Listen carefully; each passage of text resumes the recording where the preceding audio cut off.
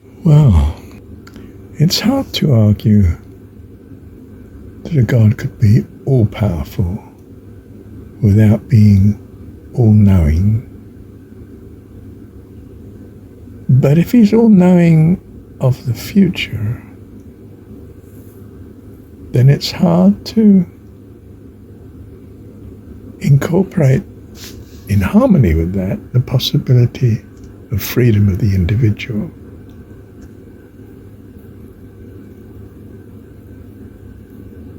And I think impossible to impute responsibility and sin at the individual's foot. I mean,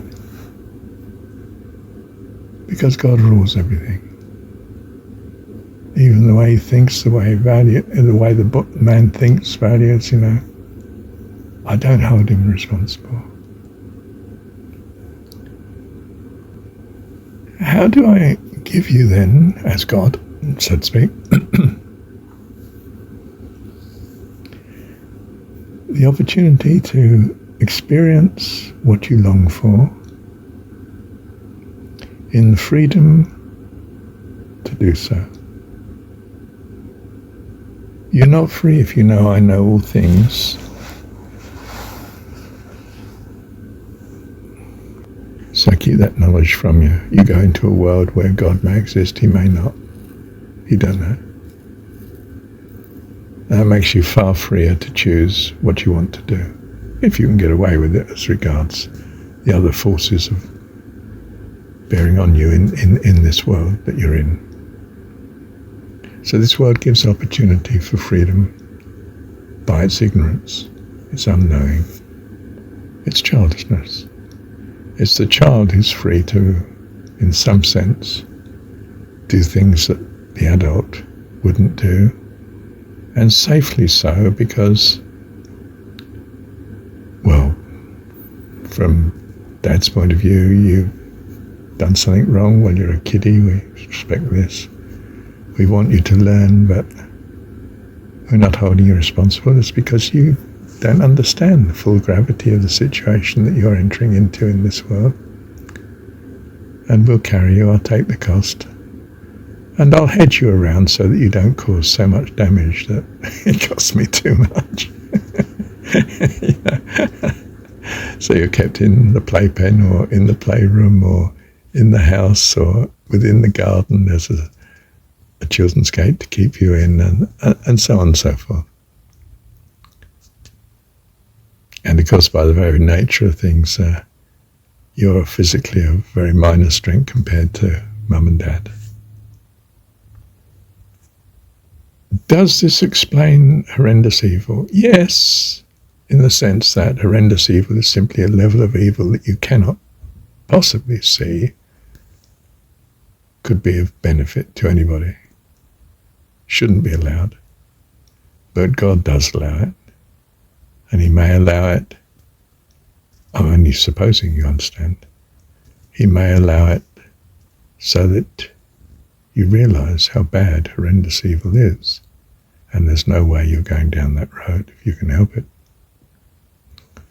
In other words, your training here could be of extremely good value in a different realm, what we'll call heaven of adults, people that have learnt such lessons and never consider practicing evil, have no desire for it.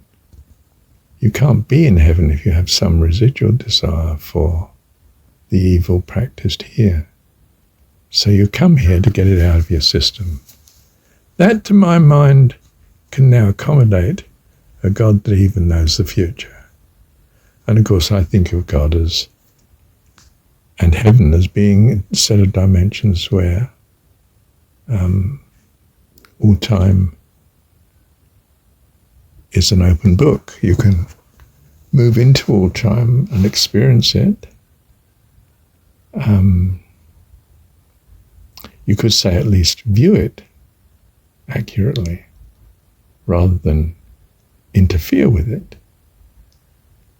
But I assume that the sovereignty of heaven and its members, who only act in harmony with each other by necessary definition, I think,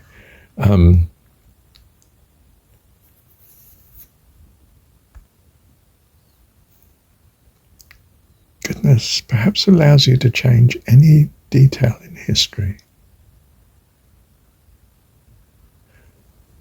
It sounds a bit of a porridge mixture then in that case, because all these individuals in heaven could be altering all the history. I mean,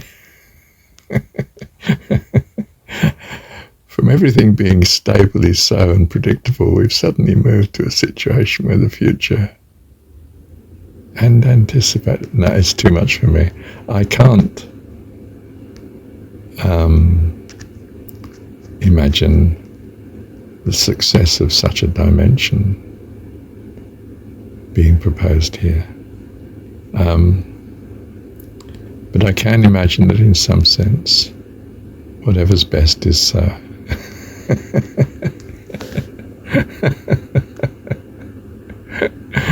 Yes, it's a great trust in God and benevolence and providence, isn't it? Yes. Thank you, Heavenly Dad.